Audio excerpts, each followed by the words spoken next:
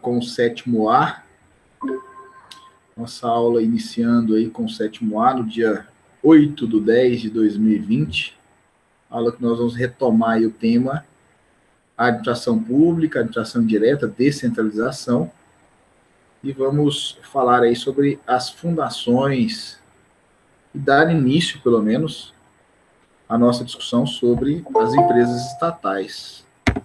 Ok?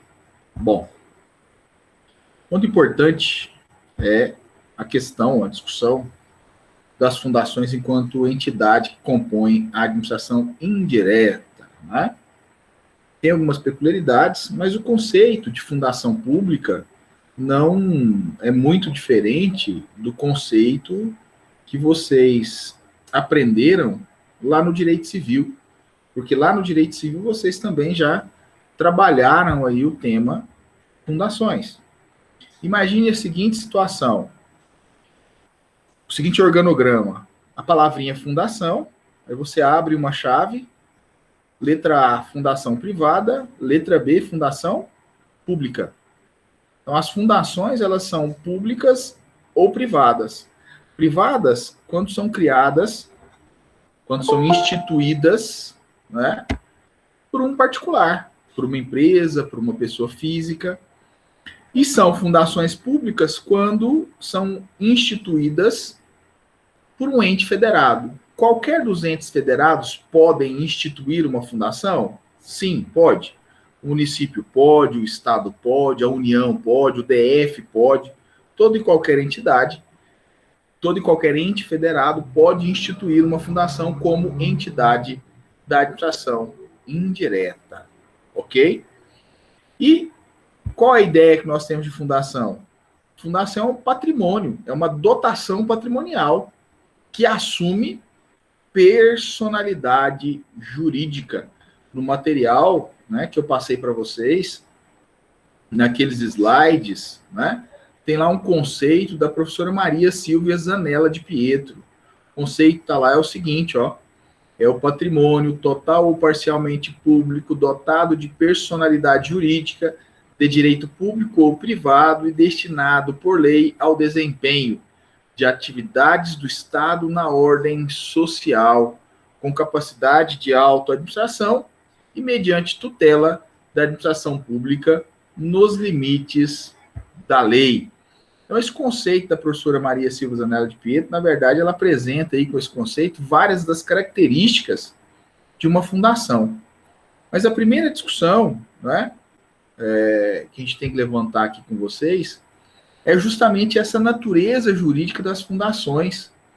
Por quê? Se nós pegarmos o artigo 44, inciso 2 do Código Civil, artigo 44, inciso 2 do Código Civil, nós vamos aprender que a fundação, ela tem que ser de natureza privada. O Código Civil, no artigo 44, não dá margem de interpretação.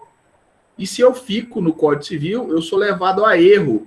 Por quê? Porque eu passo a acreditar que as fundações públicas também, obrigatoriamente, são de direito privado, ou apenas de direito privado. Daiane, você está com o Código Civil aí? Não, né? Alguém está com o Código Civil aí? Micaele, está com o Código Civil aí? Não, professor. Eu estou, professor. Então, pega aí. Qual artigo? O artigo 44. Lê o caput e depois o inciso 2.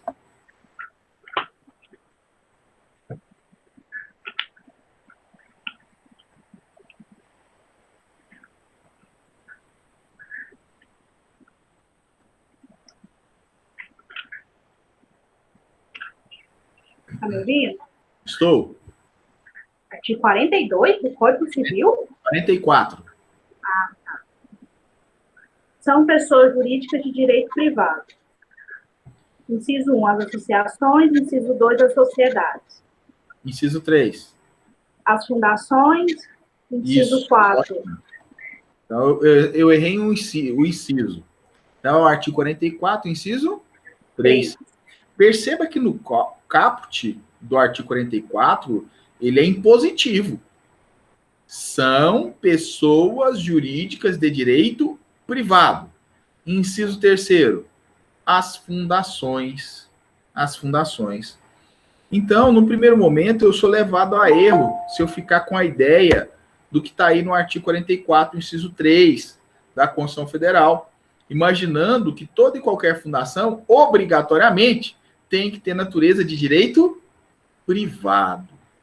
Só que é isso? É assim mesmo? Não é assim, viu, gente?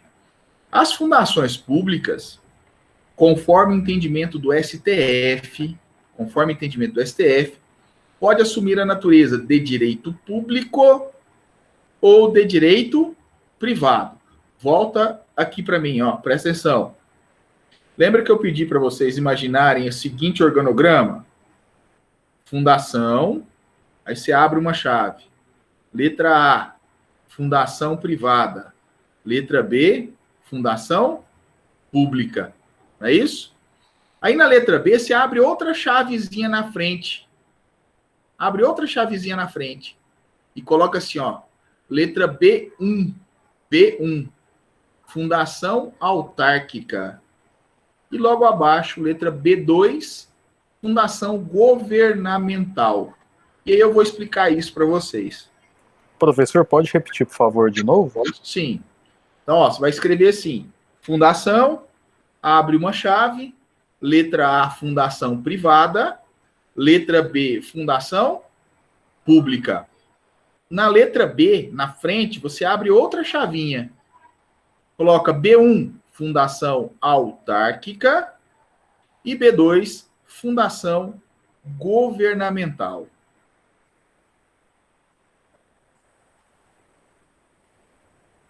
Então, beleza, obrigado. Com esse organograma aí, fica mais fácil de vocês entenderem o que eu quero dizer. As fundações, então, elas podem ser criadas pela iniciativa privada, por exemplo, Fundação Abrinq, Fundação Xuxa Meneghel, Fundação Itaú, Fundação... São várias as fundações privadas, certo? Fundação Ayrton Senna. Então, aquela pessoa cria uma fundação. Pessoa jurídica ou pessoa física. E tem as fundações, perdão, que são criadas pelo Estado. Essas são chamadas, por serem criadas pelo Estado, são chamadas de fundações públicas. E as fundações públicas, conforme o entendimento do STF, ela pode ser uma fundação autárquica. Quando que ela vai ser autárquica? Quando ela possuir natureza jurídica de direito público. Então, as fundações autárquicas são equiparadas às autarquias, justamente porque elas possuem natureza jurídica de direito público. E nós temos a letra B2, que são as fundações governamentais. As fundações governamentais são fundações públicas, porque foram criadas por um ente federado, de direito privado.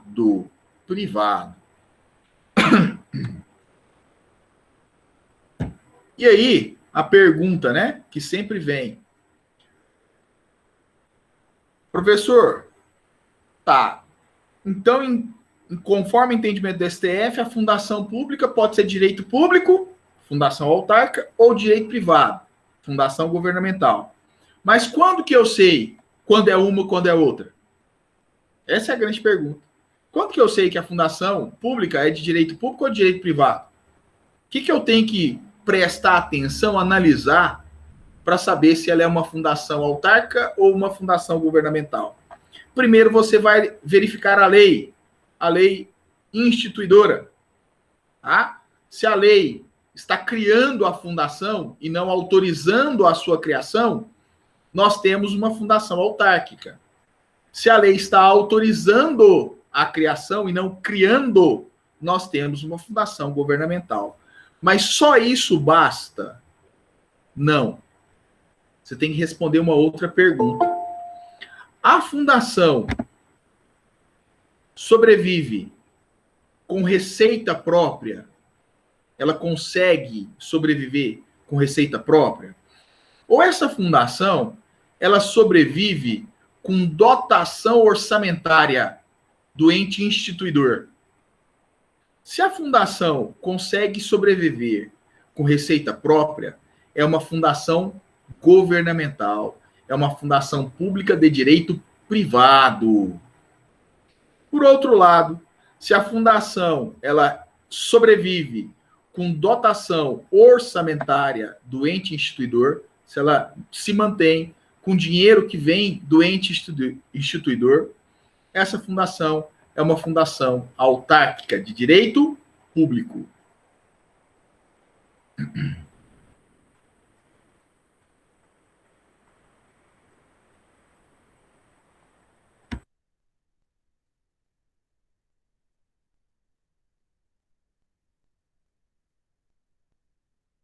Nós estamos te ouvindo, professor.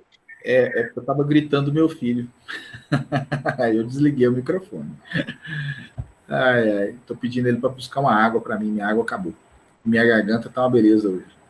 Bom, então olha só. Nesse organograma que a gente montou aí, ficou mais claro agora, né? A fundação ela pode ser pública ou privada. Se ela for uma fundação pública, ela é criada por qualquer dos entes federados. Qualquer ente federado pode criar ela. E essa fundação pública, ela pode ter natureza de direito público, quando ela é equiparada à autarquia, então ela é chamada de fundação autárquica, ou ela pode ter natureza de direito privado, quando ela é chamada de fundação governamental. Beleza? Podemos seguir? Bom, vocês poderiam falar assim, professor, mas isso é teoria, isso não vai ter reflexo prático nenhum na minha vida profissional, enquanto advogado, enquanto juiz, enquanto promotor, enquanto defensor. Meus queridos, muito cuidado quando se fala em natureza jurídica de uma pessoa, tá? O efeito prático é imediato, é diário, tá bom? Por exemplo, caso real do escritório, isso aconteceu comigo, né? Em 2002 eu me formei, né? Me formei em 2002, como vocês sabem, na Faculdade de Direito de Anápolis, na antiga FADA, né? Atual Centro Universitário de Anápolis. Então, a gente forma louco para fazer alguma coisa, né? Daqui a alguns dias vocês vão passar por isso, se Deus quiser. Louco para advogar, louco para fazer um concurso, né? Louco para tocar a vida. Essa é a realidade. E então eu estava advogando, sempre quis advogar, né? E em 2004, 2 anos depois que eu me formei, eu propus uma ação. Essa ação, ela foi contra uma fundação pública. Fundação de Saúde de Cuiabá, do município de Cuiabá, FUSC Cuiabá, Fundação de Saúde de Cuiabá. Lembro muito bem. E naquela época, como isso foi 2004, né? O Código Civil é de 2002, entrou em vigor em 2003. Então, 2004 estava fervilhando um monte de dúvidas sobre o que estava no Código Civil. E uma das dúvidas era justamente a aplicação ou não do artigo 44, inciso terceiro, que a gente acabou de ler, em relação às fundações públicas. E é óbvio, né? Você está advogando ali, você quer o melhor para o seu cliente. E querendo o melhor para o meu cliente, o que eu fiz? Propus uma ação de execução contra a Fundação de Saúde de Cuiabá e aleguei que ela era uma fundação privada com base no artigo 44, inciso terceiro do Código Civil. E o juiz de primeiro grau entendeu que realmente estava certo a minha colocação. E com isso, como se tratava de uma ação de execução, nós penhoramos à época, a frota de veículos da Fundação de Saúde de Cuiabá. Foi penhorado. Por quê? Porque é uma pessoa de direito privado. Então, penhoramos a frota de veículos. 2 meses antes de levar a leilão essa frota, veio a decisão, né, do tribunal e dos tribunais superiores, no sentido de que deveria ser feita exatamente essa análise que eu ensinei para vocês aí agora. Bom, a fundação ela é pública, porque foi criada pelo município. Mas ela sobrevive com receita própria? Essa era a pergunta. E a resposta era muito clara. A Fundação de Saúde de Cuiabá não sobrevivia com receita própria. Ela sobrevivia de dotação orçamentária do município, do ente federado. Bom, se é assim, logo é uma fundação governamental ou uma fundação autárquica?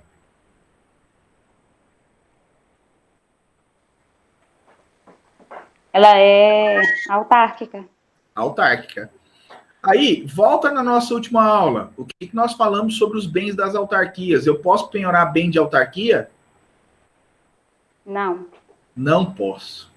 E eu tinha penhorado a frota de veículos da fundação.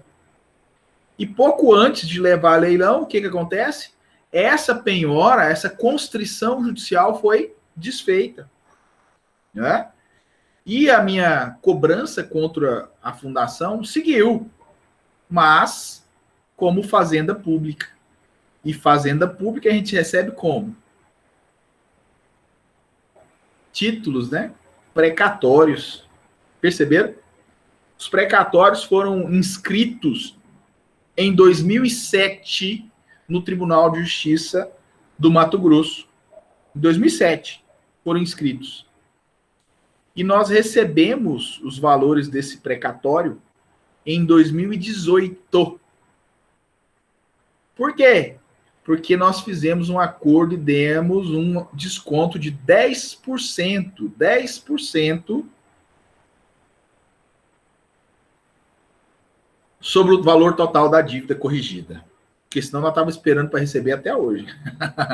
Então perceba, eu quis mostrar com esse caso prático que às vezes a gente fica aqui, os professores ficam aqui tentando passar alguma teoria para vocês e está distante, né? Às vezes está distante da realidade. A gente pensa, pô, mas isso aí eu não vou usar, isso aí está longe.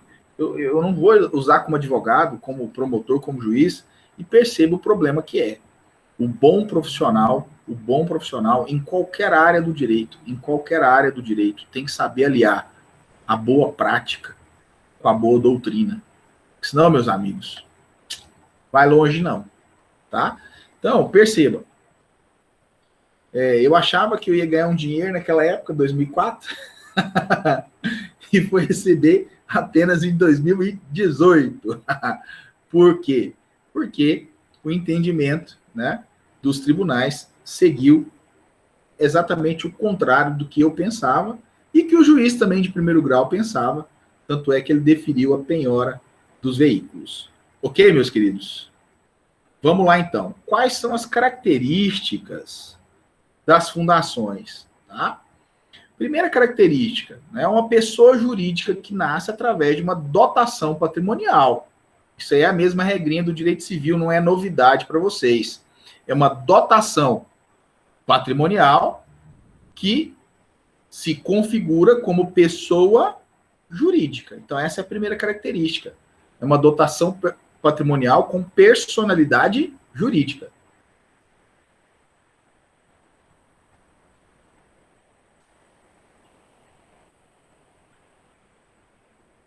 Segunda característica, em regra, a lei autoriza a sua criação.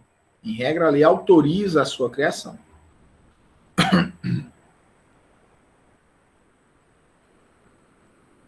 Uma outra característica, gente, fundação, obrigatoriamente, vai trabalhar em que âmbito? Âmbito social, atividade social, tá? Atividade social, saúde, lazer, cultura, desporto, assistência, certo? Previdência. Então, sempre atividade social. A fundação não desempenha atividade econômica, pelo amor de Deus, só atividade social. Outra característica, né, é justamente essa observação que eu fiz para vocês. Qual a natureza da personalidade jurídica? Pode ser pública ou privada. Então, a personalidade jurídica de uma fundação pública pode ser de direito público ou de direito privado. Pode ser natureza pública ou natureza privada.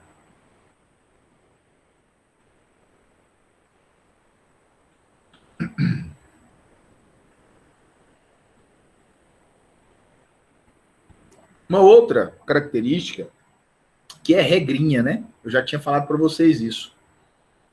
Todas as entidades da administração direta possui a chamada autonomia relativa. Autonomia relativa, autonomia administrativa, financeira e técnica. Essa é uma característica de todas as entidades da administração direta. Autonomia administrativa, financeira e técnica.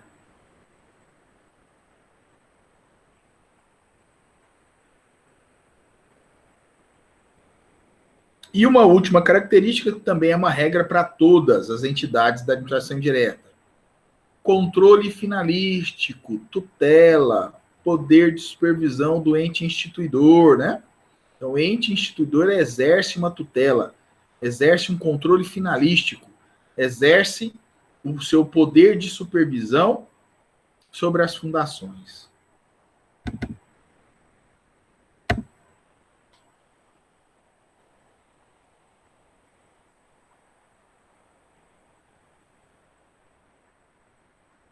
Bacana o jeito que você fez, hein, Daiane? Legal o jeito que você fez. A Daiane imprimiu, né, os slides e está complementando os slides, né, com a minha Isso, eu imprimi aquela... O senhor disponibilizou. Então, bacana. E vou anotando nele. Legal. E o último ponto sobre as fundações é justamente o papel do Ministério Público, tá? Como vocês aprenderam lá no Direito Civil, as fundações, elas têm um curador especial que é o MP. Obrigatoriamente, um dos papéis, né, uma das competências ou das atribuições do MP, do Ministério Público, é justamente ser o curador das fundações. Ele protege as fundações em sentido amplo. E durante um tempo se discutiu se o MP deveria ou não ser curador das fundações públicas. Por quê? Porque, na verdade, a fundação pública ela já sofre uma tutela, ela já sofre um poder de supervisão do ente instituidor. Então, o ente instituidor já faz esse controle finalístico, já realiza essa tutela. E aí, por um tempo, pelo menos, alguns autores entendiam que o MP não precisava fazer esse papel de curador especial das fundações. Graças a Deus que essa ideia não foi para frente, né? O judiciário, bem como a doutrina majoritária, reafirmou esse papel importantíssimo do MP em relação às fundações, em especial das fundações públicas. Na minha opinião, né, o MP ele exerce com muito mais importância esse papel de curador quando se trata de fundação pública, porque pelo menos parcialmente o dinheiro que está ali é um dinheiro público. Tá? Então essa ideia ficou para trás, essa ideia de que as fundações públicas não precisavam ser tuteladas, protegidas, curateladas pelo MP, ficou para trás. Tá joia? Bom, então nós já falamos da primeira entidade da administração direta, as autarquias. Já falamos da segunda entidade da administração direta, as fundações. E agora nós começamos a trabalhar as empresas estatais, tá? Que seria a terceira entidade da administração direta. As empresas estatais, elas são divididas em duas categorias, duas espécies. Quais são as espécies de empresas estatais? Primeiro, a sociedade de economia mista e segunda, a empresa pública. Vou passar para vocês aqui uma visão geral delas e depois a gente começa a discutir conforme está aí nos slides. Prestem atenção aqui. Gente, inicialmente é bom a gente retomar o que está expresso no artigo 173, parágrafo 1º, inciso 2, da Constituição Federal. Tá? Então, o artigo 173 da Constituição Federal mostra de forma muito clara que as empresas estatais, principalmente a partir da segunda micro-reforma administrativa, que é a emenda constitucional 19, exerceram um papel, a partir daquela época, né, segunda metade da década de 90, um papel que não era, né, de tomar para si toda e qualquer atividade que poderia ser desenvolvida pela iniciativa privada. Na verdade, o papel das empresas estatais é exceção à regra. Exceção à regra. fica muito claro na leitura do caput do 170. Né? Por que é exceção? A atividade da empresa estatal é uma exceção à regra. Vamos lá, Daiane. Você está com 173 aberto aí? Lê para nós. O caput primeiro. Ressalvados os casos previstos nesta Constituição, a exploração direta de atividade econômica pelo Estado só será permitida quando necessária aos imperativos da segurança nacional ou a relevante interesse coletivo, conforme definidos em lei. Olha aí. Olha o que o caput fala. Não é qualquer atividade, não é qualquer coisa. Só será permitido nos casos de excepcional interesse público e de segurança nacional. Então, a atuação dela na economia não é regra, é exceção à regra. A primeira coisa que a gente tem que entender de empresa estatal. Por que dessa fala e por que da alteração do artigo 173, conforme a Daiane pode verificar aí na Constituição dela? Isso se deu pela emenda constitucional 19. Que a partir daquele momento, a segunda metade da década de 1990, nós vivenciávamos um modelo, ou pelo menos uma tendência neoliberal na economia. Então, a ideologia econômica do Estado era neoliberal. Então, o Estado providência, o Estado provedor, o Estado social das décadas anteriores, nós temos que tentar nos afastar, com base no artigo 173, quando eu falo nós, é o Estado, né? O Estado se transmutar, se transformar, se afastar dessa perspectiva anterior. Por quê? Porque agora o modelo é outro. O modelo não é o Estado provedor. O modelo não é o Estado prestar serviço. O modelo é o Estado controlar e fiscalizar serviços. Por isso nós falamos da agência reguladora. Percebeu? Então as empresas estatais, elas ocupam um papel aí, então, de exceção à regra. A empresa estatal desenvolvendo atividade econômica não é qualquer atividade econômica. O próprio 173 está aí. Então, meus queridos, quando se fala em privatizar, né, desestatizar, concessões, permissões, que é um tema que nós começamos a falar disso agora e vamos arrastar essa conversa até o semestre que vem, quando a gente for falar do tema serviço público, é com base no que está no texto constitucional, não é uma invenção político-partidária. Ah, professor, mas eu não concordo. Beleza, não concordamos. Então, o que a gente tem que fazer com o texto constitucional? Alterar ele de novo. Vamos alterar ele de novo. Mas, pelo que está aí, o Estado, ele não deve desenvolver atividade econômica, como regra. Ele tem que se afastar da atividade econômica.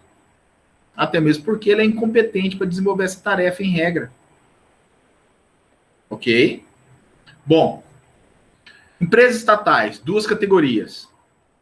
Sociedade e economia mista e empresa pública. Sociedade e economia mista, o nome já está dizendo, mescla de capital, público e privado. Empresa pública, capital 100% público. Tanto uma como outra, em regra, desenvolve atividade econômica. Mas, conforme a gente vai ver no decorrer da nossa aula, nós temos aí situações como, por exemplo, o grande exemplo, a empresa brasileira de Correios e Telégrafos, que elas vão prestar serviço público. Tá? Mas, no primeiro momento, quando a gente pega as principais empresas estatais do Brasil, no âmbito federal, nós temos atividade econômica. Banco do Brasil, Caixa Econômica Federal, Petrobras, e aí vai. Tá bom? Então, dentro de um conceito, também da professora de Pietro, que está aí no material de vocês, o que é uma sociedade de economia mista?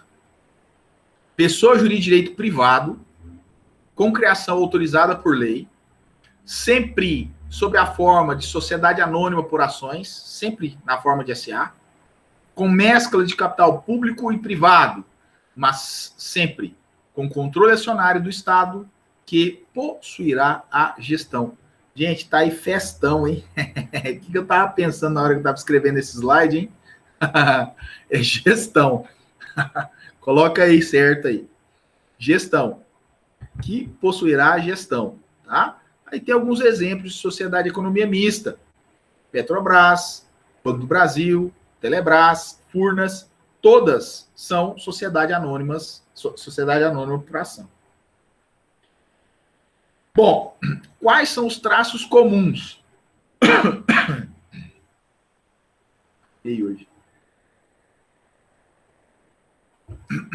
Quais são os traços comuns entre a sociedade de economia mista e a empresa pública, entre as empresas públicas, né? Qual é o traço comum entre uma empresa pública e uma sociedade de economia mista? Primeiro, a sociedade de economia mista e a empresa pública são criadas por autorização legal. Olha só, eu quero que vocês comecem a fazer um link distinguindo essas entidades da administração indireta. Esse raciocínio é muito importante. A autarquia, ela era criada por lei ou autorizada a sua criação por lei? A autarquia era criada por lei. Aí depois nós falamos sobre fundação. A fundação era criada por lei ou autorizada? Em regra, autorizada, mas pode ser criada por lei. E agora nós estamos falando de empresas estatais. São autorizadas a sua criação por lei. As empresas estatais não são criadas por lei. E aí eu faço uma pergunta de cunho prático. Se ela é criada por autorização legal e não criada por lei, ela precisa de um contrato social? Sim, precisa. Esse contrato social precisa ser devidamente registrado no órgão competente, como numa junta comercial? Com certeza. Com certeza.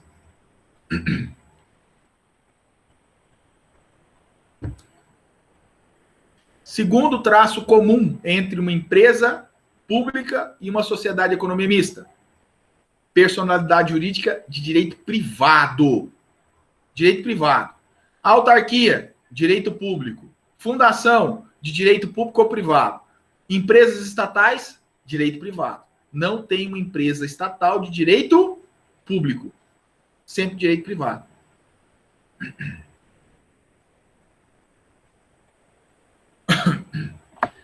Perceberam que o que eu quero que vocês entendam e façam é justamente tentar fazer essa distinção entre as entidades da administração indireta.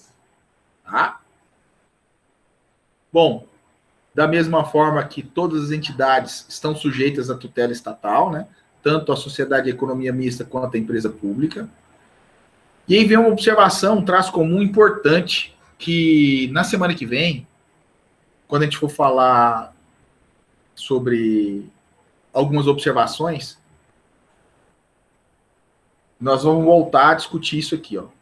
No material que eu passei para vocês, tem um traço comum que é o seguinte, ó: derrogação do regime privado por normas de direito público. Ou seja, esse direito privado que nós estamos falando aqui, ele é invadido em alguns pontos, por normas de direito público. Senhor, como assim? Como que ocorre essa interferência em alguns temas de uma empresa estatal por normas de direito público? Simples, presta atenção aqui. A Loiana, ela quer fazer um concurso público para ser empregada do Banco do Brasil. Olha o exemplo. Banco do Brasil, empresa estatal. Sociedade de economia mista. Pessoa jurídica de direito privado. As pessoas jurídicas de direito privado, que não são entidades da administração direta, precisam realizar serviço público para contratar servidor? Empregado, perdão?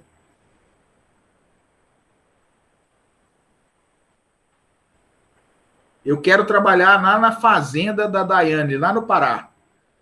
Quero trabalhar lá na fazenda dela.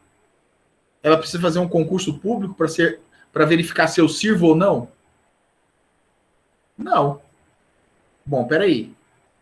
A empresa estatal é de direito privado e ela precisa fazer concurso público? Precisa. É um exemplo aí de interferência de uma certa derrogação, né? Revogação parcial do direito privado por normas de direito público. Quer ver um outro exemplo? lá na fazenda da Daiane, ela vai comprar insumos para fazer, vai comprar sal para o gado. Vai comprar sal para o gado dela. Ela precisa fazer uma licitação para a compra desse sal? Não. E a empresa estatal? Ela precisa licitar? Precisa. Então, em alguns pontos, esse direito privado que a gente está falando aqui, que as empresas estatais assumem, sofrem interferência do direito público. Outro ponto importante, outra característica, elas estão vinculadas aos fins definidos em lei. O que é isso, professor? Vinculados aos fins definidos em lei. Gente, é o controle finalístico que eu estou falando para vocês. A lei instituidora já traz qual vai ser a finalidade, qual vai ser o serviço, qual vai ser a atividade econômica ou não que será desempenhada por aquela empresa estatal, sociedade de economia mista ou empresa pública. Então, elas estão vinculadas àquela finalidade que a lei trouxe. Então, a lei fala que a empresa vai explorar petróleo. Então, essa é a finalidade, ela está vinculada a essa finalidade prevista em lei. Ok? E a última característica é que, em regra, essas empresas estatais desempenham atividade econômica, conforme previsto, nós já lemos hoje, no artigo 173 da Constituição Federal. Certo? Bom, a Daiane já leu para nós aí o artigo 173 caput. Agora ela vai pegar para nós, de novo, o 173, Daiane.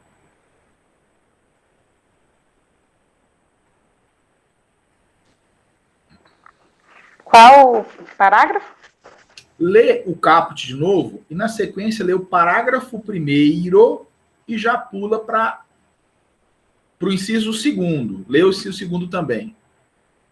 Tá. Ressalvados os casos previstos nesta Constituição, a exploração direta de atividade econômica pelo Estado só será permitida quando necessária aos imperativos da segurança nacional ou a relevante interesse coletivo, conforme definidos em lei. Parágrafo 1º.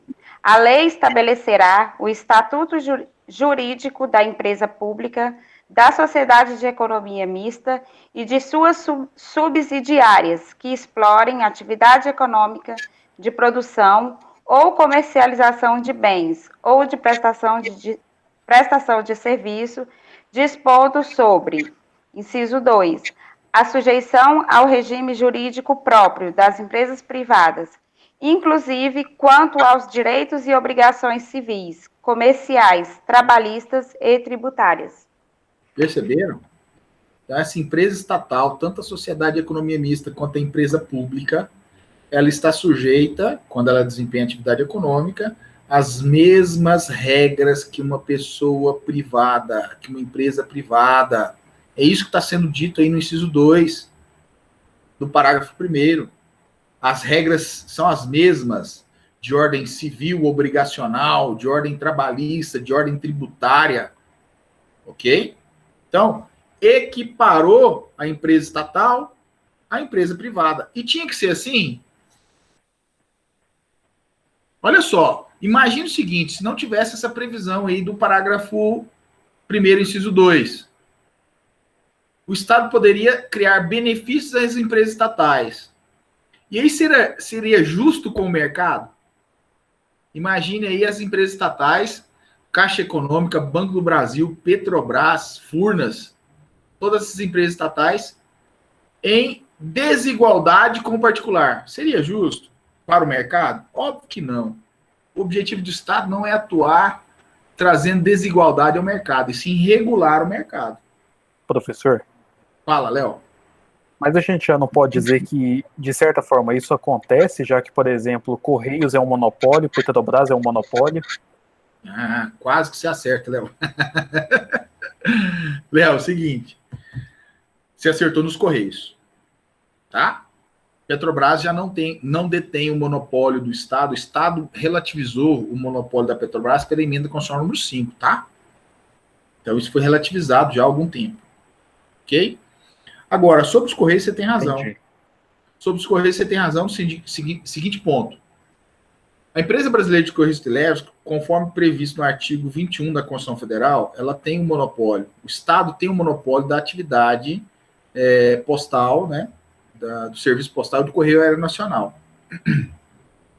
Constitucionalmente está previsto isso. Porque na prática, desde a década de 1990, final da década de 90, 1999, isso não é verdade. Sabia disso? Que não é verdade? Por que não é verdade? No final da década de 90, criaram uma lei, e essa lei foi suspensa a sua aplicação pelo Supremo, foi declarada inconstitucional, mas, em que pese tenha sido declarada inconstitucional, vem sendo aplicada um efeito pró-futuro nela, e é isso. Hoje nós temos nos Correios, hoje não, já há algum tempo nós temos nos Correios a figura do correspondente, né? Correspondente nada mais é, colocando em termos modernos, uma espécie de franquia dos Correios. Isso o Brasil inteiro tem correspondente de Correios. É uma espécie de franquia. Isso foi declarado inconstitucional. Mas vamos lá. No caso dos Correios em si, como é um monopólio, aí não tem competição. Aí tudo bem, Léo. Por que tudo bem? Porque ele não está atacando a iniciativa privada, porque é monopólio. Agora, o que é que se busca hoje? Mas isso em si não é um ataque, professor? Vamos lá. Ideologicamente, sim. Constitucionalmente, não. Entendeu? Constitucionalmente, Entendi. não. Está previsto no texto constitucional que é monopólio. Então, se só ela presta serviço, ela pode ter benefício de ordem tributária, por exemplo? O Supremo falou que pode. É serviço público, então ela pode ter benefício de ordem tributária. Agora, um Banco do Brasil, por exemplo, ele não tem competição com o Santander, com o Itaú, com outros bancos. Então, se ele tem competição com os outros bancos, em que pese ele seja um banco do Estado, ele tem que estar em igualdade de condições. Só pode ser conferido um benefício tributário ao Banco do Brasil se for conferido aos demais bancos privados. Por quê? Porque a competição é mercado. Agora, os Correios, não. Professor, mas isso, como o senhor disse, né, ideologicamente falando, é uma forma de legalizar o errado, né, digamos assim. Sim, mas aí já é uma outra discussão, né, Léo? A gente está aqui, sim. A gente está aqui na perspectiva constitucional. Eu posso até, e você sabe disso, os colegas sabem disso, que eu tenho uma linha liberal, economicamente falando, né? Então, a minha fala sempre vai ser essa. Mas isso é uma questão ideológica, tá? Agora, dentro da perspectiva constitucional, aí não. O texto constitucional é claro, ao afirmar que essa atividade é uma atividade monopolial. Eu quero a quebra do monopólio, ideologicamente falando. Então, eu tenho que mudar isso que está aí previsto no texto constitucional. E, inclusive, é uma discussão que se tem hoje, né? Vamos privatizar os Correios, vamos. Eu acho que tem que privatizar mesmo. Desculpa aí quem não concorda. Não só os Correios, mas um monte de outra empresa estatal. O Brasil é recheado de empresas estatais, não deveria, tem que privatizar, a grande maioria. Mas a gente encontra entraves de ordem legal, de ordem constitucional. Um dos entraves é justamente essa fala que vai privatizar os Correios. Não é tão simples assim. Não é tão simples assim, constitucionalmente falando, tá? Em que pese eu queira, não é assim tão fácil. Não é simplesmente o presidente falar, vou privatizar, tá? É o chefe do executivo, é um dos homens mais importantes do Brasil, né? Mas não é bem assim, não. Ele também está sujeito à Constituição, ele também está sujeito à lei, tá? A Winnie está perguntando aqui, mas professor, hoje em dia existem tantas empresas privadas que fazem entregas. Bacana pergunta. E o serviço de transportadora, que acredito que não seja mais monopólio. Não, Winnie, a gente tem que diferenciar o serviço postal de serviço de entrega. São coisas diferentes, tá? São coisas diferentes. Carta você manda por transportadora? Documento você manda por transportadora? Não pode. É monopólio do Estado. Inclusive, agora, recente, há uns 4, 5 anos atrás, quem levou uma chamada do Supremo foi a Polícia Federal. Por que a Polícia Federal levou uma chamada do Supremo?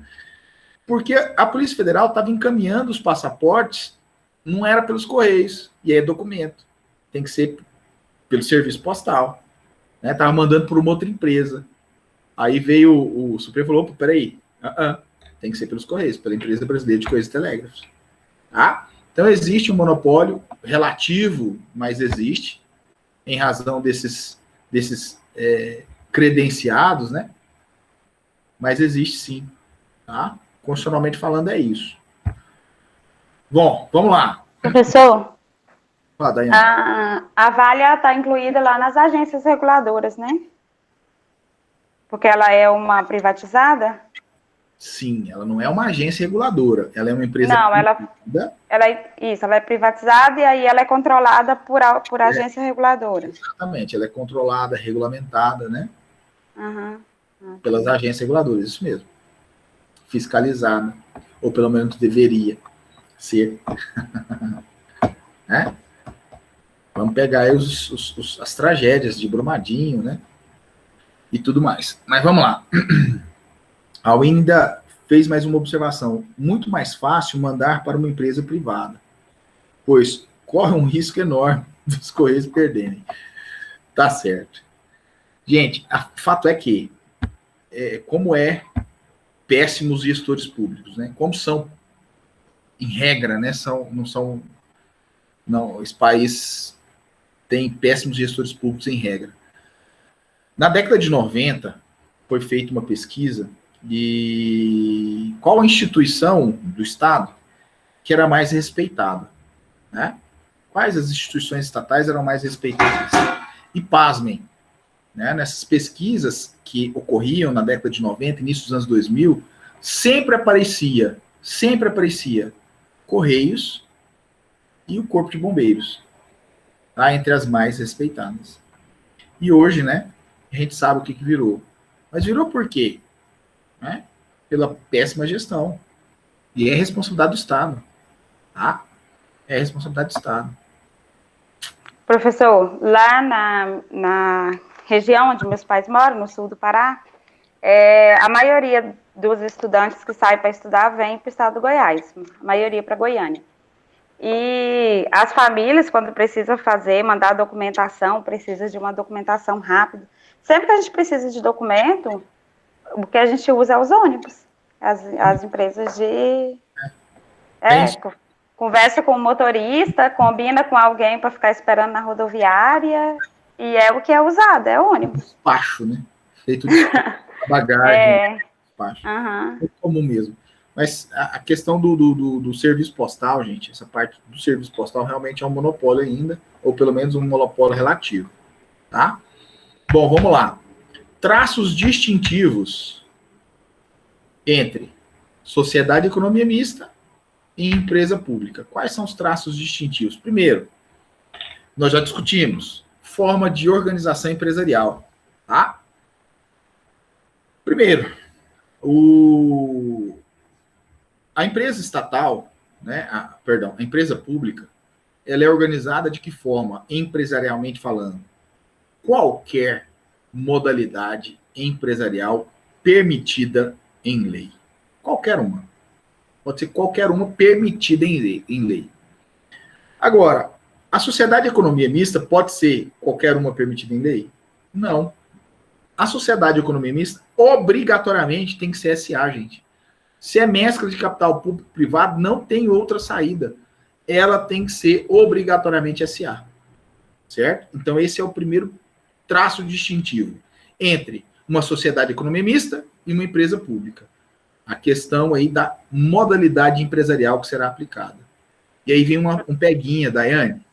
Qual que é o peguinha? Olha aqui, lembrei do Elmar. Tem que lembrar do tio Elmar mesmo. Tio Elmar. Um peguinha que sempre cai é o seguinte. Eu posso ter uma empresa pública na forma de SA? O que eu falei para vocês? Sociedade de economia mista, mescla de capital público-privado. Nós vamos vender ações na Bolsa de Valores. Tem que ser SA. A empresa pública, capital 100% público. Pode ser SA? O que vocês acham, gente? Demais colegas. A Daiane já balançou a cabeça falando que não cabe, que não pode. O que você acha, Léo?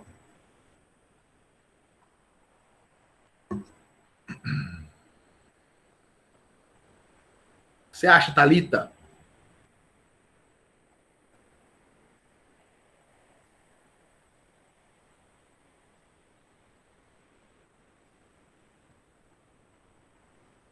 Porque seria como se uma empresa pública fosse ter ação na Bolsa? Exatamente. Acredito que não acontece, não. Não tem jeito, não. Não pode não, né? Mas Não. vamos voltar na aula do Titio Omar agora. A SA sempre vai ser aberta ou ela pode ser fechada? Ela pode ser fechada. Ah, tá vendo o peguinho nas provas? E aí vem a pergunta. Eu posso ter uma empresa pública, capital 100% público, na forma de SA? Posso e tenho. Sabe qual empresa pública hoje que é SA? E ninguém sabe? Foi transformada em 2015 em SA? Caixa Econômica Federal. A Caixa Econômica Federal, o capital é 100% público, mas ela foi transformada pelo governo Dilma em SA. O que se buscava à época? Abrir o capital. Não foi possível. Né? Por tudo que vocês já sabem. Não foi possível. Então, o capital da Caixa Econômica Federal continua sendo 100% público, continua sendo uma empresa pública, só que na instituição empresarial SA. Então, segundo traço distintivo é justamente a composição do capital, né? Empresa pública, capital 100% público, sociedade de economia mista, mescla de capital público-privado, mas sempre lembrando, hein? Sempre lembrando. Quem tem o controle acionário? O Estado, tá? Controle acionário, Estado. E aí vamos voltar novamente à aulinha do Titio Omar. Daiane, para que eu tenha o controle acionário de uma SA, o que eu preciso? Quem lembra aí? Winnie, Igor, Cristina.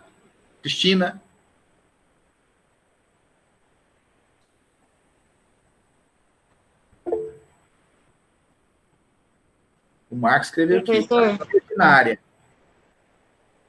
Escreveram aqui, ó. Vamos ver o que eles escreveram. O Marcos, ação ordinária. Ação ordinária. Mas que ação ordinária? Quanto dessa ação ordinária, Marcos? Professor, seria 51% do Estado? O Ine escreveu aqui. Foi uma negação empresarial. A Cristina, não lembro. 50 mais 1. 50 mais 1 ações, né? 50% mais uma das ações, é isso?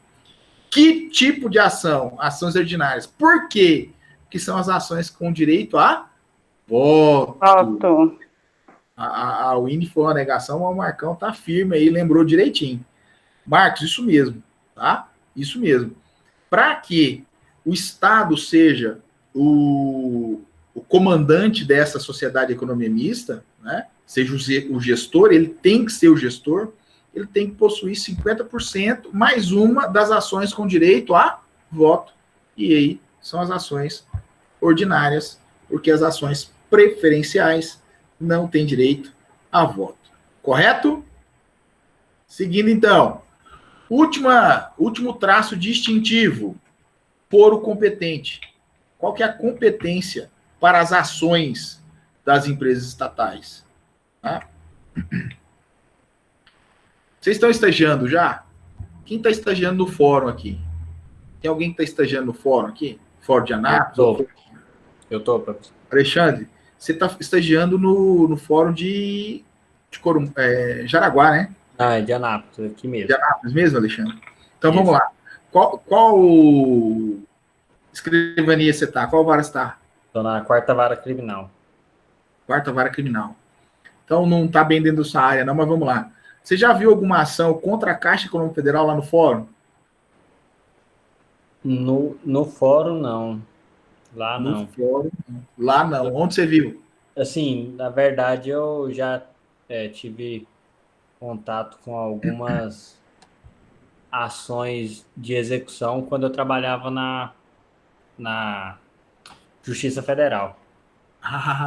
É isso aí mesmo que eu queria ouvir. Então você trabalhou na Justiça Federal também. Você foi estagiário lá? Foi. Então bacana. É esse exemplo que eu quero ouvir. Empresa pública, foro competente. Empresa pública federal, tá? Só federal. Nós estamos falando só da federal. Empresa pública federal, em regra, competência, Justiça Federal.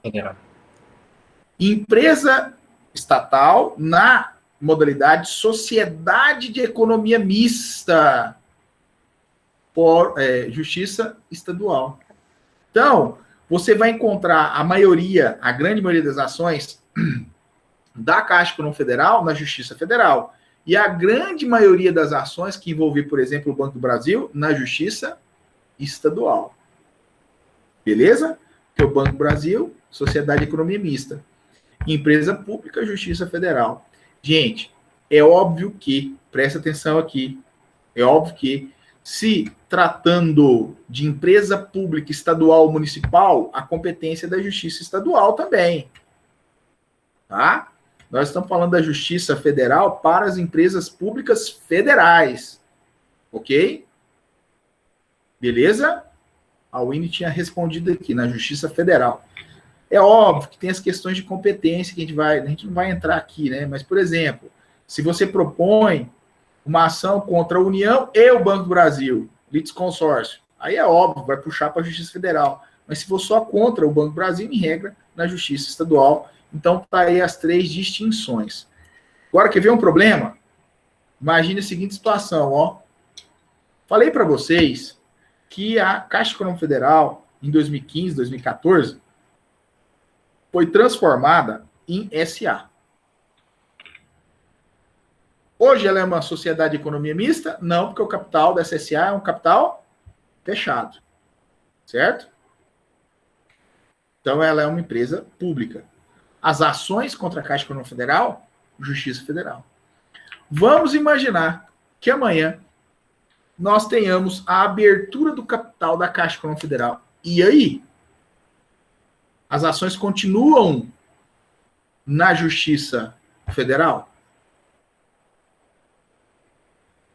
E aí, Alexandre, você que já trabalhou lá, o que você acha?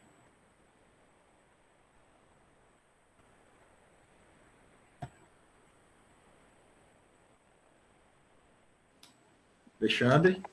Repete, por favor, professor. Hã? Repete, Eu acredito por favor. que continuarão, professor. Vamos lá, vou repetir, ó. O exemplo é o seguinte, a situação é a seguinte.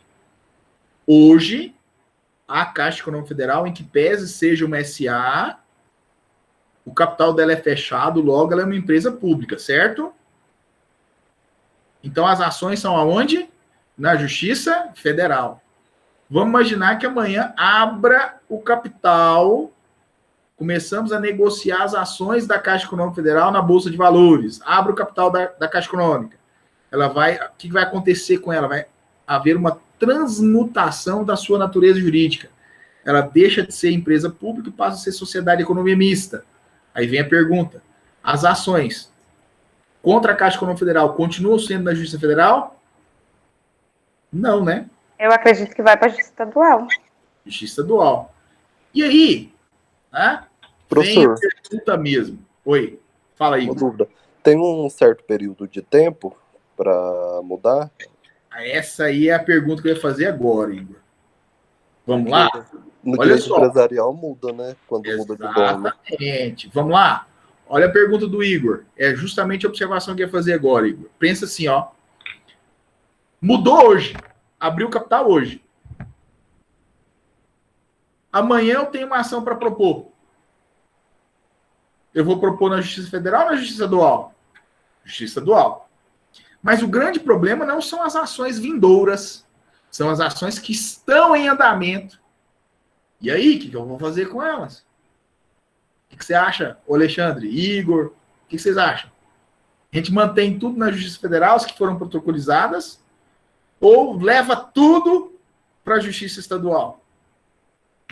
Eu acredito que elas vão se concluir na Justiça Federal. Legal. Começou a desvendar o mistério. Todas? As que já estão em andamento, sim. Acredito eu, né? Gente, olha só, isso já aconteceu no Judiciário Brasileiro uma vez. Uma vez não, várias vezes, mas eu vou citar um exemplo aqui que chamou muita atenção e impactou no Judiciário. Não é da época de vocês, nós tivemos uma reforma constitucional um tempo que a competência das ações de indenização relacionadas ao emprego, indenizações de trabalho, as ações não eram ajuizadas, a competência não era da Justiça do Trabalho, era da Justiça Estadual, Justiça Comum. Isso até 2002, 2003. E veio a reforma à Constituição e pacificou esse problema, porque era um problema. Né? E aí, pacificou no sentido de quê?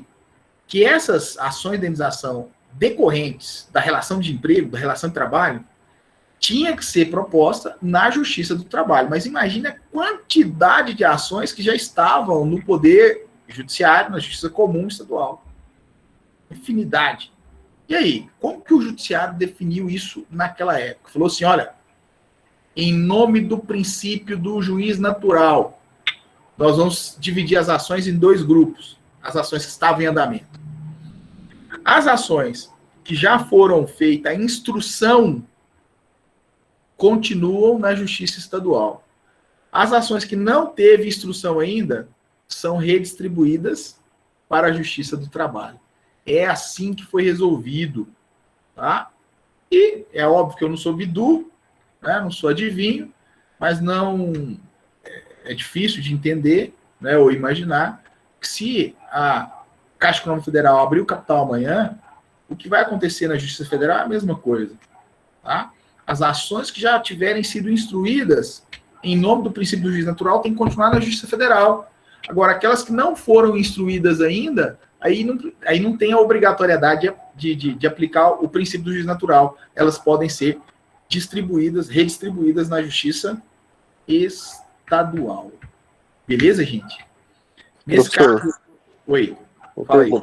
O senhor acha que essa seria a melhor solução nesse caso? Olha, conhecendo a Justiça Federal, conhecendo a Justiça Estadual, com a redistribuição para a Justiça Estadual, o interessado vai ter um prejuízo. Processualmente falando. Não de técnica, não de mérito. Não estou falando mal dos juízes estaduais, não é isso, nada a ver. Tá? É que na Justiça Federal é mais sério ele mesmo. Tá. Obrigado. Tá? Agora, quanto a conhecimento, quanto a essas coisas em relação a juízes, né? Nada a ver. E é o mesmo nível, o mesmo quilate. Tá joia? Tá sim, obrigado. Bom, meus queridos, vamos lá então. E para terminar a aula de hoje, tem um conceito nesse material que eu passei para vocês de empresa pública também, né? Pessoa jurídica de direito privado, com criação autorizada por lei, sob qualquer das formas admitidas em direito, mas com capital integralmente público. Esse é o conceito da professora de Pietro. E os exemplos que eu coloquei para vocês de empresa pública foi a Empresa Brasileira de Correios e Telégrafos, a Embrapa e a Caixa Econômica Federal ainda, até que venha a ser aberto o capital da Caixa Econômica Federal. Certo? Se realmente isso acontecer, ela deixa de ser empresa pública e passa a ser sociedade de economia mista. Beleza, meus queridos? Na semana que vem a gente termina a empresa estatal e termina a administração direta, porque a gente vai trabalhar também as associações. Tá? A gente vai fazer uma série de observações sobre as empresas estatais, importantes observações de concurso, observação de OAB, e vai encerrar trabalhando as associações públicas e já vai partir para atos administrativos. Ok? Então, fiquem à vontade agora para fazer pergunta, para a gente continuar aí a nossa aula, mas socializando com as suas perguntas, com as perguntas de vocês. Professor, eu quero fazer uma pergunta fora do contexto. Eita! O senhor acha que eu me inscrevi para fazer uma revisão de direito constitucional nos cursos do Daniel Sarmento. O senhor acha que os cursos dele tá defasado ou a gente ainda consegue ver? Olha, eu conheço o professor, né, assim, o nome do professor é um professor de peso, né? Uhum. Está ou não defasado o curso dele, eu não sei te falar. É porque é o último que ele deu, eu não sei exatamente, eu esqueci qual foi. Não sei te Quando falar. que ele deu? Ah, não tem ideia. Tá. Mas ele é um bom constitucionalista. Sim, vale a pena. Tá, graças. Mais